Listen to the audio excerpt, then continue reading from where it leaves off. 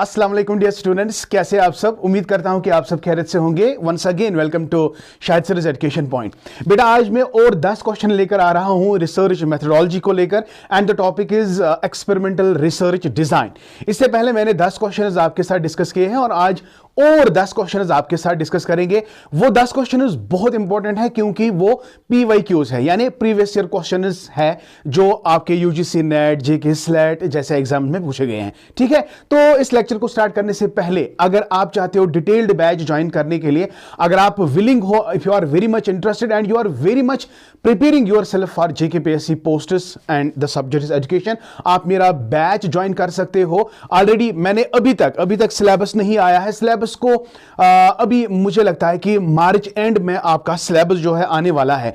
ठीक है बेटा, लेकिन आप लोगों ने दिसंबर से लेकर मार्च तक आप लोगों ने 3 महीने आप लोग इसी इंतजार में हो कि सिलेबस कब निकलेगा और तब जाके आप अपनी तैयारी करोगे। ऐसा बिल्कुल भी नहीं करना है। जो भी आपका प्रीवियस ईयर सिलेबस है, 2016 का सिलेबस है, उसी को जाके रिवाइज पहले करो। उसी में से 80% सिलेबस आएगा ही आएगा। नो डाउट 20% चेंजेस देखने को मिलेगा, लेकिन मैं गारंटी के साथ कहता हूं कि जो कोर पेपर्स है, लाइक रिसर्च मेथोडोलॉजी की बात करेंगे, साइकोलॉजिकल फाउंडेशंस की बात करेंगे, सोशियोलॉजिकल फाउंडेशंस की बात करेंगे, जो कोर पेपर्स है उनका सिलेबस कभी भी चेंज नहीं होगा। तो इसलिए मैंने सबसे पहले कोर पेपर उठाया और अभी फिलहाल मैंने 1.5 यूनिट कंप्लीट किया है। मैंने ज्यादा सिलेबस को कवर नहीं किया है, मैं धीरे धीरे पढ़ा रहा हूं। मैं हर एक टॉपिक के बाद MCQ सीरीज करवा रहा हूं, यानी जिसको आप मॉक टेस्ट भी समझ सकते हो। ठीक है, तो अभी भी आपके पास मौका है, आप मेरा पेड बैच ज्वाइन कर सकते हो। और पेड बैच ज्वाइन करने के लिए बेटा आपको क्या करना है, वेरी सिंपल, आपको मेरा नंबर जो है इस पे मैसेज करनी है, and my number is 77, yes my dear, my number is 7780817302। अभी भी आपको मौका है बेटा, आप मेरा पेड बैच ज्वाइन कर सकते हो, बिकॉज मैंने अभी एक यूनिट भी जो फिलोसफिकल फाउंडेशंस है उसमें भी मैंने थिंकर्स को अभी नहीं पढ़ाया है। मुझे लगता है कि थिंकर्स में चेंज आने वाला है। बाकी जो फिलोसफिकल पोर्शन है वो सारे जो फिलोसफीज है, स्कूल्स ऑफ फिलोसफीज है वगैरह वगैरह, जो कॉन्सेप्ट जो हमने ऑलरेडी कंप्लीट किया है, और रिसर्च मेथोडोलॉजी में मेजर पोर्शन मैंने कंप्लीट किया है। तो अभी भी बहुत सारे टॉपिक पेंडिंग है रिसर्च मेथोडोलॉजी में। इसका मतलब है जो खाली 1.5 यूनिट मैंने अभी तक कवर किया है। तो जो तीसरा यूनिट होने वाला ना, तीसरा यूनिट को मैं इसी के साथ रिलेट करूंगा। I am going to take statistical portion, yes, statistics in education and psychology, वो मैं तीसरा यूनिट उठाने जा रहा हूं। तो वेट किस बात का है, जल्दी से, if you are very much interested and you want to prepare yourself for this very post, आप मेरा बैच ज्वाइन कर सकते हो। बैच ज्वाइन करने के लिए number is here, simply write JK PSC lecturer education. ठीक है, तो चले बेटा, आई होप बेटा जो 10 क्वेश्चंस है आप वो एंजॉय करोगे। इससे पहले भी मैंने 10 क्वेश्चंस आपके साथ डिस्कस किए, हालांकि रेस्पॉन्स बहुत कम आ रहा है। आप तब स्टार्ट करोगे जब आपका सिलेबस निकल के आ रहा है, निकल के आएगा। मैं कहता हूं बेटा, don't wait for the syllabus, just prepare yourself. ये सीधी सी बात है, जो भी आपने PG क्लासेस में पढ़ा है ना, जो बेसिक पेपर्स है, साइकोलॉजी वाला पोर्शन अभी आप पढ़ लो, सोशियोलॉजिकल पोर्शन आप पढ़ लो, है ना, फिलोसफिकल पोर्शन आप पढ़ लो, टेक्नोलॉजी वगैरह, जो कोर पेपर्स हैं जो कभी भी वो चेंज नहीं कर सकते हैं। याद रखेंगे आप, ये कभी चेंज नहीं, एटलीस्ट ऐसे 4-6 यूनिट्स ऐसे होंगे जो कभी भी वो चेंज नहीं कर सकते हैं। ठीक है, तो फिलहाल के लिए वो 6 यूनिट्स आप कवर करो, why you are waiting for your syllabus, है ना। तो चले बेटा स्टार्ट करते हैं। पहला क्वेश्चन आपके स्क्रीन पे बहुत सिंपल, बहुत ही प्यारा क्वेश्चन है। देखो बेटा, जब हम बात करते हैं the systematic elimination of extraneous variables other than those you are interested in can be done in which of the following types of research. अगर आपको यह क्वेश्चन पता भी नहीं होगा ना, लेकिन मैंने पहले ही आपको कहा कि ये जो MCQ सीरीज में ला रहा हूं, it is for experimental design. तो इस बेस पे आप इसका आंसर कर सकते थे। किसी ने this question is are for experimental method, तो इसका मतलब है ये एक्सपेरिमेंटल मेथड ही इसका आंसर आएगा। हालांकि यही सवाल, इस सवाल का जवाब यही बिल्कुल सही है कि जो एक्सट्रेनियस वेरिएबल वेरिएबल्स को इंटरेस्टेड है ना, जो एलिमिनेशन ऑफ एक्सट्रीनियस वेरिएबल की बात अगर होती है ना, तो दिमाग में आप याद रखेंगे it is the characteristic of what, experimental research. ये उतना ज्यादा मसला नहीं है, आप ये कर सकते हो। और आप ये क्वेश्चंस जो है ये प्रीवियस ईयर क्वेश्चंस है बेटा। जो भी क्वेश्चंस मैं यहां पे यूट्यूब में ला रहा हूं या अपने पेड क्लास में ड्रिल करवा रहा हूं, वो सारे के सारे कहीं ना कहीं आपके पीवाईक्यू से ही रिलेटेड है, यानी ये प्रीवियस ईयर क्वेश्चंस पूछे गए हैं। ठीक है ना, तो ये वाला क्वेश्चन समझ आ गया? यस सर, समझ आ गया। तो चले बेटा, number next point, number next question आपके स्क्रीन पे। What is the next question? A variable, शाबाश, a variable that has casual impact yes on another variable is called. Option आपके सामने है, dependent variable, independent variable, compounding variable, extraneous variable. अगर आपको याद होगा, मैंने वेरिएबल्स पे यूट्यूब पे भी बहुत अच्छे से लेक्चर प्रोवाइड किया है। एक्सपेरिमेंटल मेथड में हम क्या करते हैं, बेसिकली हमारे पास हम दो वेरिएबल्स के साथ ज्यादा डील करते हैं, क्योंकि इन्हीं दो वेरिएबल से हमारा मसला क्लियर हो जाता है जब हम एक्सपेरिमेंटल रिसर्च पढ़ते हैं। तो चूंकि एक्सपेरिमेंटल रिसर्च वो रिसर्च है जिसमें हम काज एंड इफेक्ट रिलेशन ढूंढते हैं, है ना बेटा, तो we deal with two kinds of variables and other variables are constant and we try to eliminate them, जिनको हमने एक्सट्रीनियस वेरिएबल कहा। तो जनरली हम बात करते हैं दो वेरिएबल्स की, one is independent variable, another is dependent variable. और आपको याद रखना है, जो इंडिपेंडेंट वेरिएबल है इसको हम स्टिमुलस वेरिएबल कहते हैं, S1, S2, S3। से फॉर एग्जांपल मैंने स्टिमुलस दिया और यहां पे रेस्पॉन्स आ गया R2, R3। अब ये जो स्टिमुलस मैं बार बार दे रहा हूं उसको मैं वेरी कर रहा हूं, तो इट्स कॉल्ड स्टिमुलस वेरिएबल। और स्टिमुलस वेरिएबल ही आपका इंडिपेंडेंट वेरिएबल है, और इंडिपेंडेंट वेरिएबल जो है it is also called the cause. ठीक है बेटा, और काज के बाद यहां पे it is R1, R2, R3, it is response variable, also called age dependent variable. And dependent variable में जो आप चेंजेस देखते हो, मेजर करते हो, that is actually the effect, that is actually the effect. तो यहां पे आपने क्या सीखा? काज एंड इफेक्ट रिलेशनशिप। यही तो चीजें हम देखते हैं किसमें, एक्सपेरिमेंटल मेथड में। तो यहां पे काज कौन सा है? It is independent variable. तो आपका आंसर मिल गया कि a variable that has a casual impact, cause की बात कर रहा है, तो it is my dear independent variable. अगर इफेक्ट की बात करेगा ना, तो इफेक्ट में आपका आ जाता है बेटा डिपेंडेंट वेरिएबल। समझ आ गया? तो cause is independent variable, effect is dependent variable. समझ आ गया बेटा? यस ऑफ कोर्स सर, समझ आ गया। तो चलिए आगे बढ़ते हैं। और हाँ, लास्ट में ये 10 क्वेश्चन जो है ना, 10 क्वेश्चन के बाद लास्ट में आप अपना स्कोर बताओगे, आपने कितने क्वेश्चंस किए, ठीक किए। ऑनेस्टली आप बताएंगे, चाहे आप मेरे पेड बैच में हो या पेड बैच में नहीं हो, जैसे भी हो, तो आप लास्ट में कमेंट करके बताएंगे कि आउट ऑफ 10 आप लोगों ने कितने क्वेश्चंस ठीक किए। ठीक है, तो चलिए बेटा स्टार्ट करते हैं। Number next question, with respect to research. जी हां बेटा, with respect to research which of the following variable is correct. आपको बताना है, यहां पे बहुत सारे वेरिएबल्स दिए गए हैं, आपको बताना है कौन सा वेरिएबल, किस वेरिएबल का डिस्क्रिप्शन सही है।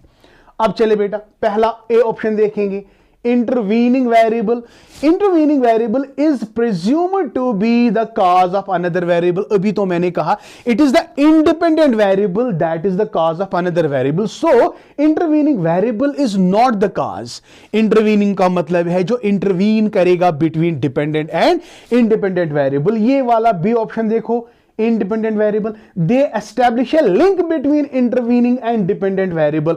भाई ये dependent variable का ये आंसर है, intervening का ये आंसर दे रहा है, तो इसका मतलब है dependent variable कोई लिंक क्रिएट नहीं करता है। No no, not at all. dependent variable, these are influenced by one or more intervening variable। ये शायद यहां पे थोड़ा करेक्शन है। Another D, extraneous variable, these are variables which could not affect। नहीं भाई, एक्सट्रीनियस वेरिएबल अफेक्ट करते हैं रिजल्ट ऑफ एक्सपेरिमेंट में। अगर हम एक्सट्रीनियस वेरिएबल्स को कंट्रोल नहीं करेंगे तो ये इफेक्ट करेगा। लेकिन ये क्या बोल रहा है, extraneous variable could not effect, तो बेटा ये भी गलत है।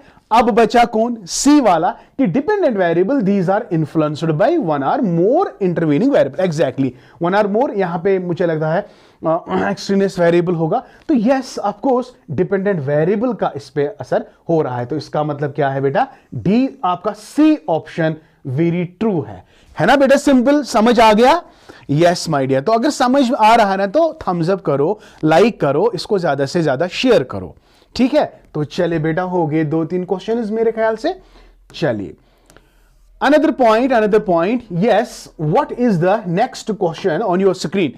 Which of the following terms explain the idea that knowledge comes from experience? जी हां बेटा, जब भी आप experiential knowledge की बात करोगे ना, it is observation and experience, that is empirical knowledge, है ना। हम जब आपको याद होगा, जब हमने फिलॉसफी पढ़ी थी, फिलॉसफी में मैंने एपिस्टेमोलॉजिकल पार्ट आपको पढ़ाया था, मैंने आपको पढ़ाया था a priori knowledge, a posteriori knowledge, experienced knowledge, logical knowledge, empirical knowledge, याद आ गया बेटा? Yes sir. सो इसलिए रैशनलाइजेशन जो है it is on the basis of reason, empiricism means it is based on observation and one's experience, logic, deduction.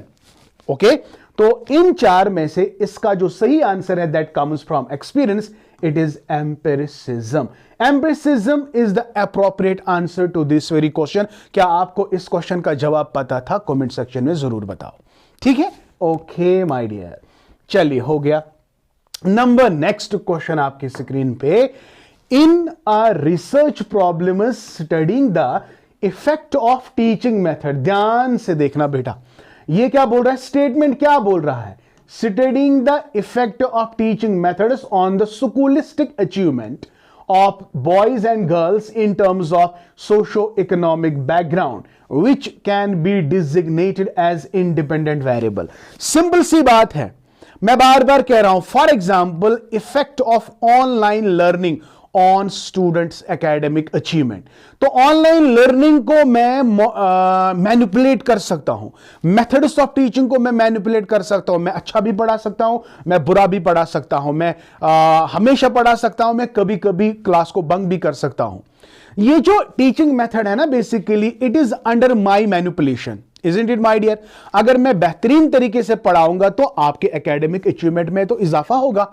समझ आ गया? तो मैं क्या चेंज कर रहा हूं ताकि मैं आप लोगों में चेंज ला सकूं? मैं अपने मेथड्स में चेंज लाना चाहता हूं, मैं अपने मेथड्स को मैनिपुलेट कर रहा हूं, मैं इतना मैनिपुलेट कर रहा हूं ताकि मैं उसकी चेंजेस कहां पे देखूं, आपकी स्कूलिस्टिक अचीवमेंट। तो यहां पे एक बात सिंपल है कि dependent variable cannot be manipulated but it changes when we change the independent variable। तो क्या मैं एकेडमिक अचीवमेंट डायरेक्टली चेंज कर सकता हूं, मैनिपुलेट कर सकता हूं? बिल्कुल भी नहीं। मैं किस में चेंजेस लाऊंगा? टीचिंग मेथड्स में। जब मैं टीचिंग मेथड में खुद चेंज लाऊंगा, मैं खुद मैनिपुलेट करूंगा, तो इंडिपेंडेंट वेरिएबल तो टीचिंग मेथड होगा, क्योंकि independent variable is the variable that can be manipulated by the experimenter, right my dear. And dependent variable can not be manipulated but it changes when we change the independent variable. So from this very statement आपको बताना है कि कौन सा independent variable है। Independent, तो independent variable आंख बंद करके टीचिंग मेथड्स को क्लिक करना है।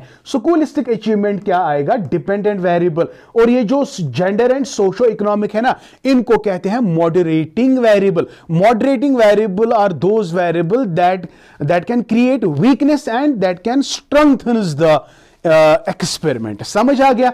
तो ये दो आपके मॉडरेटिंग वेरिएबल है, ये वाला इंडिपेंडेंट है, ये वाला इंडिपेंडेंट है, और ये दो मॉडरेटिंग वेरिएबल है। बात समझ आ गई बेटा?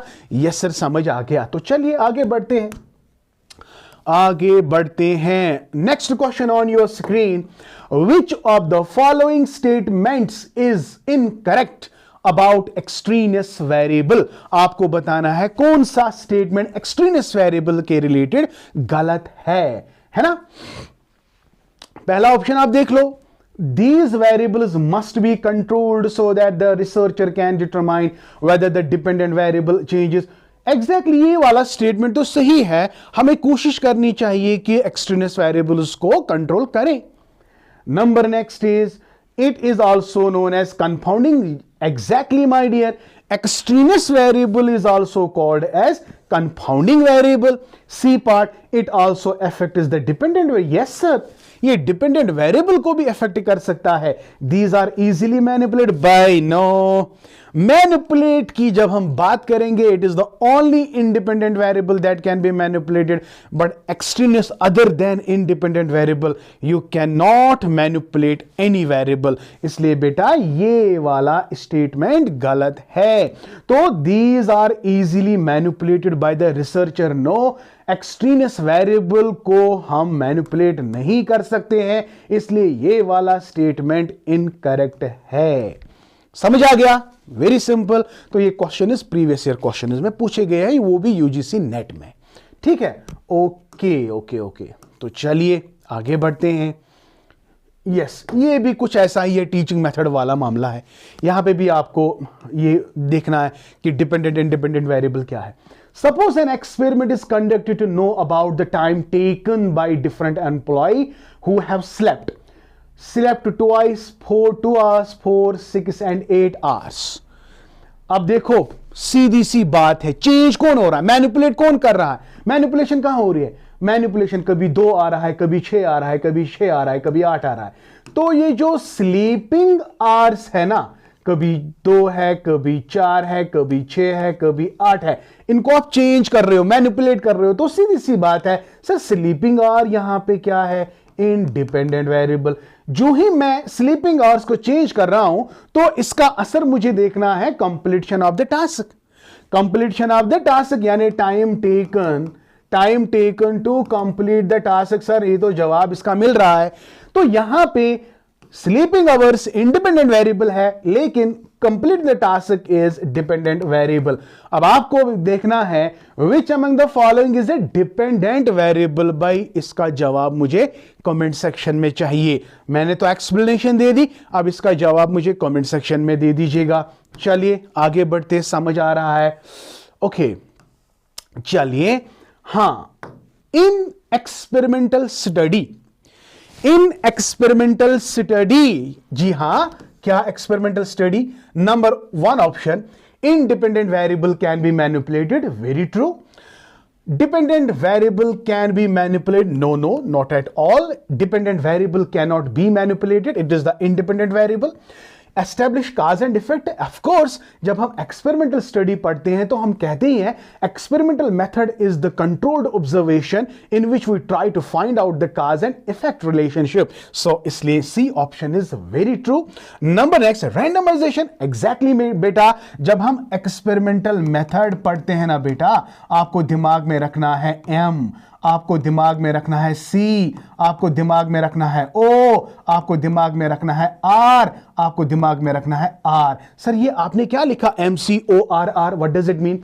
हमेशा याद रखो, जब भी आप एक्सपेरिमेंटल मेथड पढ़ते हो, एक्सपेरिमेंटल मेथड के 5 कैरेक्टरिस्टिक्स है, इनको याद किया तो सारे क्वेश्चंस आपने किए.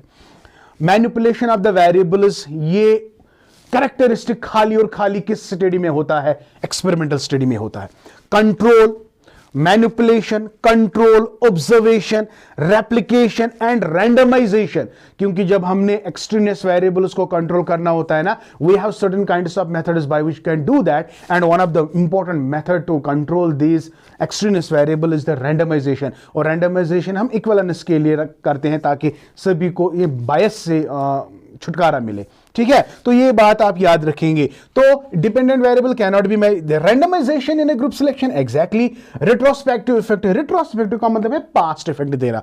तो क्या हम एक्सपेरिमेंटल मेथड में पास्ट स्टडी करते हैं? No, not at all. We predict about the future, right? What will. Okay, so retrospective तो नहीं आएगा. तो क्या क्या आंसर सही है? ACD कहीं पे है? Yes, ACD. तो आपका सेकेंड ऑप्शन वाला सेकेंड ऑप्शन जो है आपका सही है. समझ आ गया? Very nice. ओके चलिए, अच्छा जी, चलो. Specific feature which differentiates all experimental research from other methods of research.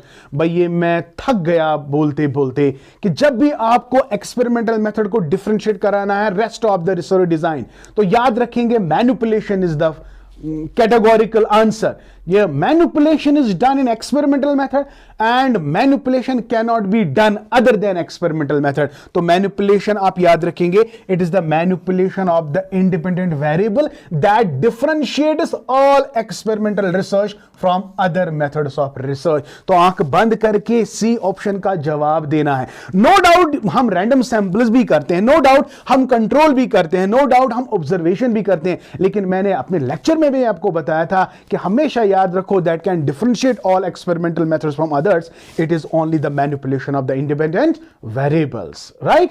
Okay my dear.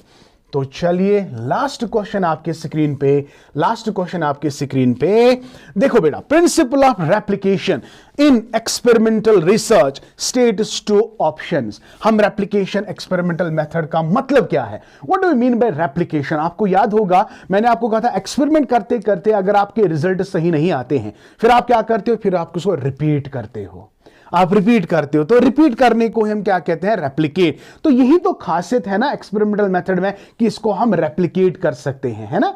Okay. तो measure and eliminate the effect of external variable, random assignment to control, conduct experiment repeatedly to ensure the reliability. अगर आपको reliability ensure करानी है ना, replication is very much important. तो repeatedly is the यहां पे answer जो है आपका सही है. C option, replication here means conduct experiment repeatedly to ensure the reliability. I hope बेटा ये 10 के 10 क्वेश्चंस आप लोगों ने बहुत अच्छे से किए होंगे और आपके सारे आंसर्स आते होंगे, है ना? तो कैसे मुझे पता चलेगा? जब आप मुझे कमेंट सेक्शन में बताओगे सर मैंने आउट ऑफ 10 किए. ठीक है? तो जो भी आपका स्कोर है वो स्कोर आप अपना शेयर कीजिएगा. Okay, so this was all about today's lecture. और हाँ बेटा, अभी भी मैं आपको बता रहा हूं, if you are very much interested to join my class, आपको मेरा नंबर मैंने पहले ही दिया है 7780817302. इस पे आप मैसेज कर सकते हो. Right JKPSC +2 lecturer post and subject is education. ठीक है? I wish you all the best. Thank you. May Allah bless you and keep always learning.